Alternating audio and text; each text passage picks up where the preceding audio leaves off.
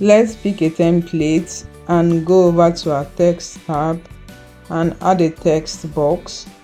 We will change the font to Tan Sunbird and we'll type in our text and scale it out across the screen.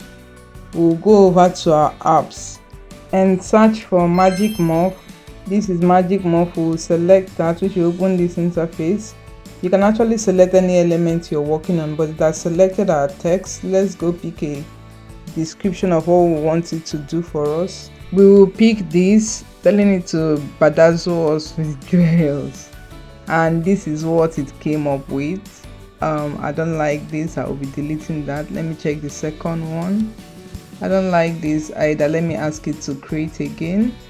And yeah, this is the first one, which is okay for me. Let me duplicate the page and delete the smile and spread this smile that it generated across the page. Let me add a background to it and scale out the background.